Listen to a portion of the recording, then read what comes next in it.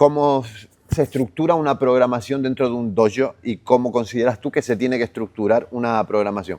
Porque yo pensaba que era un poco como el entrenador llega, ve los niveles, se inventa una clase. Voy a por esta técnica. O si hay una tirada mucho más larga y detrás de esto. Yeah, so I would say that's probably the most common mistakes out of all jiu-jitsu schools. They just teach a random thing. So for us, we do 3 levels: beginner, intermediate, and advanced.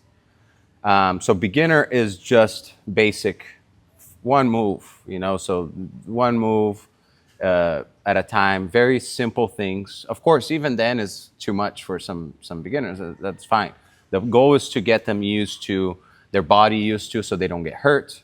They get used to tapping when they need to tap. They get used to just kind of understanding a little bit of jiu-jitsu. So we keep people in that program about 4 months or so, or around 60 classes. Then once they have a little bit more, we put them in the intermediate class. It's still a white belt class, but now they can spar. So the beginner program, they don't spar. It's just drilling at the end. If we're doing a technique, we're doing that technique that I showed, then at the end, the top person is going to give you just some resistance, but you're going to do that same technique over and over. Second stage is intermediate, where... And you have, for example, like some couple of techniques that they have, like they have to check this, and we cover all the techniques in the white, in this Yeah, so beginner and intermediate program, we have a curriculum. 18 classes for beginner, 24 for intermediate. Perfect. This week is lesson 9 and lesson 12. Next week, lesson 10, lesson 13. And so you as a coach, you go, you check what lesson you have to run, and it's like, okay, we have to I send an email every Friday to all my instructors with videos of every technique. So they can watch. I have everything filmed. They can watch. It's usually 4 techniques per class. So I want to kind of the technique to be very similarly taught by everybody so they can kind of understand. And so very hard curriculum for beginner and intermediate, because at that beginning stage, there's, I think I always relate jiu-jitsu very much to language learning, and you need to learn certain rules of the language in school. Eventually, you start to become kind of learn the art of language, and you can, make some slangs and, make some things like this. That's when advanced class. Now, advanced class, we don't have a set curriculum, but we follow positions. So we go from mount to back to guard to side mount in this order, and then come back around. So if we're like mount, you spend like a week, or the whole week in one same class. Okay. So I kind of develop a class throughout the week. I'm thinking of next week. Okay, let's do attacking one specific thing, and if they defend, I go for the second. If they defend that, I go for a third.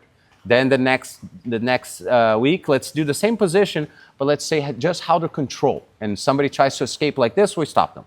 Then they try to escape like this, we stop them. Then they try, right? So then something like this. We always have some sort of self-defense in the beginning of the class. So for mount control, okay, the person is trying to, well, you can punch, you can go to the back, you can do something like this. And then I move on to the, so some positions we spend maybe 4 or 5 weeks in. Some positions, maybe 1 or 2. And then keeps repeating, and it goes. I have all those videos as well. Like I always film the class I teach on Tuesday. So I have that archive. So sometimes I'm like, I don't really know what to teach. I'll go back and look at some videos and we should repeat this. We haven't done this technique in a while. To understand it a little bit, it's like your way of, you are the one that programs the dojo programming in this case. Él es el que lleva la programación del dojo y tu forma de pensar es, en muchos casos, una evolución semanal, que es lo que yo pensaría en una evolución de una clase. Voy a trabajar la técnica de esta clase, pero ¿cómo lo voy a hacer? Pues voy a ir sumando pasos. I'm going to go step by step, developing the technique that I want to work today in this class, but you do it in like a whole week, a line, and you go developing these stages, no? Yeah, so it's the same class Monday through Saturday, same exact techniques. Okay.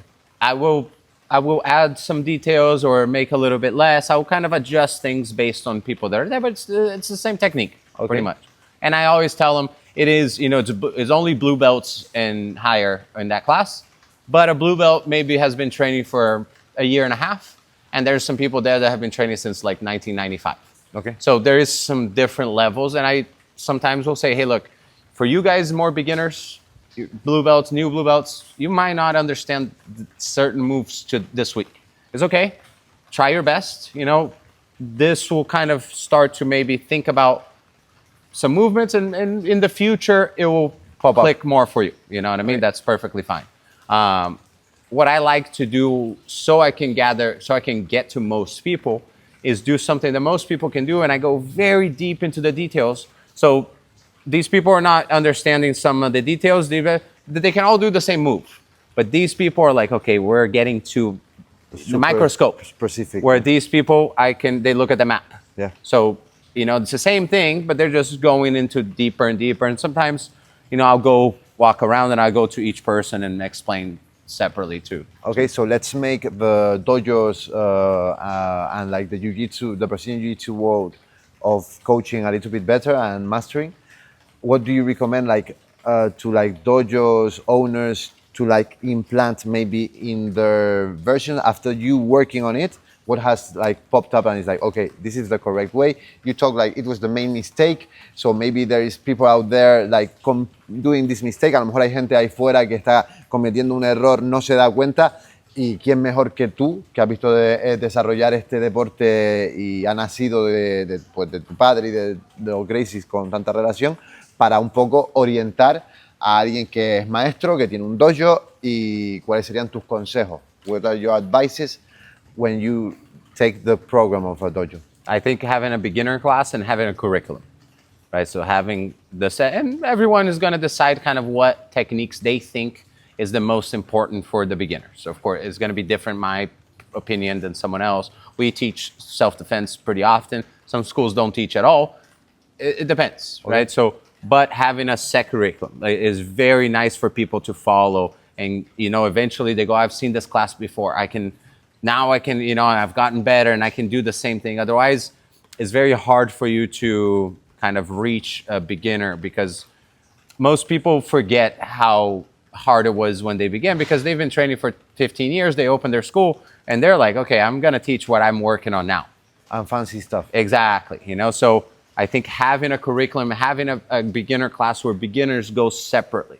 Of course, you need, it needs to be somewhat of a bigger school for this, but I think that's also what builds the school up, because most beginners, your example, you're very out of the ordinary, right? You enjoy this class, but somebody comes in like this, gets beat up, they go, man, I'm never coming back, but this is perfect for here, because it's most people are athletic, they're coming into, to wrestle, and they want to have this kind of approach. Is perfect.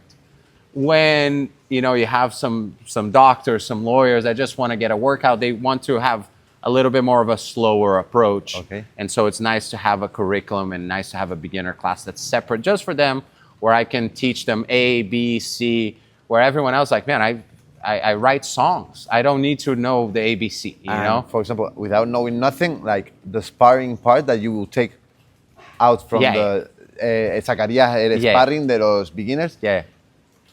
Eso puede ser algo controvertido porque la gente realmente quiere. So if I was there, I want to arrive to the sparring part. Of course. It's me gustaría y me encantaría llegar a la parte del sparring. Of course. Aún así, tu experiencia, your experience tells you that it's the best approach. Yes. So I for sure, there's every now and then there's some people that say, I want to start sparring now. Okay. And I think the chance of them getting hurt is pretty high. The chance of them hurting someone else is pretty high. Okay. And I've kind of thought about it in this way in the recent years. I think you have to earn the right to spar. Okay. You have to learn enough to be able to, now you can go. You're compromising the safety of somebody at some point. So exactly. To be playing with somebody and maybe... You have to show me that you can be a little bit consistent, that you can train, you can control yourself in this way, Again, it's different in a place like this where you're getting visitors a lot and things like this, where you're building people up from the beginning. I think it's important to have this slow approach in the beginning. And of course, you get some people who are very talented and they get promoted a little bit faster. They go through the program a little bit faster. That's normal. That happens as well. Okay, and you recommend strongly the division of levels. Exactly. I think for everything. I think for everything. Having a beginner class for anything I would go to. It's like some approach. If not, you have to be like a very good coach to be able to arrive to everybody. Yes. But like in your world, I had some friends, tenía algunos amigos que para poder llegar a todo el mundo le estaba diciendo o le comentaba que he was telling me like I was going into some classes that I was like, I don't understand what is going on. And after with the time, everything like popped up. So that's like, how, I went to another box. I was a little bit more clearer, so I put everything together. And what he was explaining me turns that now I start understanding. So it's like, for sure, it's like from the beginner, it's really I think a better road. Linear learning is very important. Also, I've heard it explained. A friend of mine explained that like you're watching the movie Pulp Fiction, where you're seeing all these things, and by the end of it, you go, oh, okay. So most people that train jiu-jitsu, they're confused for about 6 months, and they have they don't really know where they're supposed to be, which position is better, So we have a private lesson in the beginning when people start. We have a private lesson, explain a little bit the different positions of jiu-jitsu, what's called, what should you do, what shouldn't you do, just so you have kind of an idea of the rules before you start to kind of play the game. A big mistake people make in business in general is thinking, I like jiu-jitsu, I'm going to go open a jiu-jitsu school. Jiu-jitsu is maybe 30% of the job. You have to email, you have to do sales, you have to do marketing, you have to do all those things. So I think it's important to understand that, hey, this is, now, of course, eventually you can have people, who are doing the rest of these jobs and everything. But in the beginning, you're going to do a lot of things, and being okay with making mistakes, you're going to fail all the time. It's fine. That's how you get better. Like, you don't see any kid start to walk and not fall down once. They fall so many times for, a year, all the time, hundreds of times. And you don't really see kids go, okay, I'm not going to try to walk anymore, right? You don't have that until you grow up a little bit older and you say, well, I'm failing too much, I'm going to stop. But it comes up, boom, falls. And they'll try over and over again. So I think having this approach that, this idea that, hey, I'm not going to be perfect right away, right? This is going to take a long time, but this is the start of it. And also understanding that if you're going to do a business with whatever it is, cooking, CrossFit, jiu-jitsu, whatever, there is a big part of it that is a business part, right? And also, you have to learn that part. You not only have to be good at jiu-jitsu, you have to be good at business. You have to know how to sell, you have to know how to communicate, how to approach people, how to, be timely, answer emails, answer phone calls, just the basic side of the business. Exactly. Be reliable. If somebody calls you, you have to call them back quickly. All these people tell me all the time, oh, I really appreciate the quick response.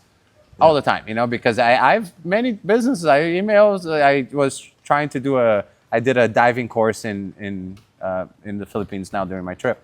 I emailed maybe 6 dive centers. One of them got back to me 20 minutes. I signed up right away. I said, perfect. A couple of them never did.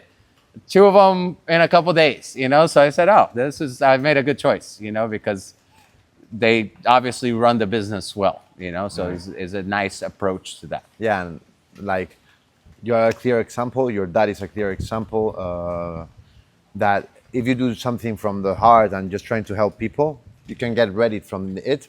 Si sale del corazón y ayudas a la gente, puedes conseguir los beneficios y puedes dedicarte a ello, a una pasión. You can put time into your passion and make money from your passion at the same time that you're helping, and that's massive. Exactly. So I really encourage to follow like this type of approach, to just do the best as you can, and you will receive for sure some credit from it. Hacer lo mejor que se pueda y recibir un poco.